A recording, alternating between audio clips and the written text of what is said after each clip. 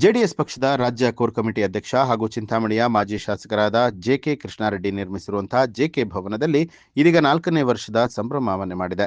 ಈ ಹಿನ್ನೆಲೆಯಲ್ಲಿ ಚಿಕ್ಕಬಳ್ಳಾಪುರ ಜಿಲ್ಲೆಯ ಚಿಂತಾಮಣಿ ನಗರದ ಹೊರವಲಯದಲ್ಲಿ ಜೆಡಿಎಸ್ ಸಂಘಟನೆಗಾಗಿ ನಿರ್ಮಿಸಿರುವಂತಹ ಜೆಕೆ ಭವನದಲ್ಲಿ 4ನೇ ವಾರ್ಷಿಕೋತ್ಸವ ಕಾರ್ಯಕ್ರಮವನ್ನು ನಡೆಸಲಾಯಿತು.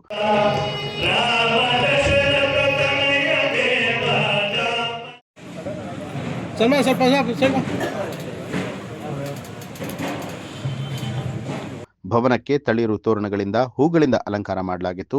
ಜೆಕೆ ಕೃಷ್ಣಾರೆಡ್ಡಿ ದಂಪತಿಗಳು ಹಾಗೂ ಕುಟುಂಬಸ್ಥರು ಕಾಲಜ್ಞಾನಿ ಕೈವಾರ ತಾತಯ್ಯ ಅವರ ಕ್ಷೇತ್ರದಿಂದ ವಿಗ್ರಹಗಳನ್ನು ತರಿಸಿ ಅಭಿಷೇಕ, ವಿಶೇಷ ಪೂಜೆಯನ್ನು ನಡೆಸಿ ಹೋಮ ಹವನದಲ್ಲಿ ಭಾಗಿಯಾದರು.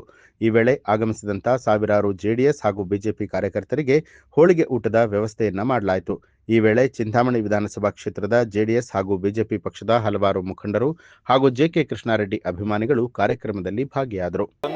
ಇಲ್ಲಿ ಅಭಿಷೇಕ ಅಲಂಕಾರ ಮಾಡಿ ನಮ್ಮ ಕಾರ್ಯಕರ್ತರು ಮತ್ತು ನಮ್ಮ ಮುಖಂಡರ ಒಟ್ಟಿಗೆ ಪ್ರತಿ ವರ್ಷ ಭವನ 22ರಲ್ಲಿ ಉದ್ಘಾಟನೆ ಆದ ನಂತರ ಪ್ರತಿ ವರ್ಷ ಕೂಡ ಈ ಕಾರ್ಯಕ್ರಮವನ್ನು ಮಾಡ್ತಾ ಇದ್ದೀವಿ. ಅದೇ ರೀತಿ ಫೆಬ್ರವರಿ 11ನೇ ತಾರೀಕು ಈ ವರ್ಷ ಕೂಡ 4ನೇ ವರ್ಷ ಭಾಳ ವಿಜೃಂಭಣೆಯಿಂದ ನಮ್ಮ ಕಾರ್ಯಕರ್ತರ ಜೊತೆಯಲ್ಲಿ ನಮ್ಮ ಮುಖಂಡರ ಜೊತೆಯಲ್ಲಿ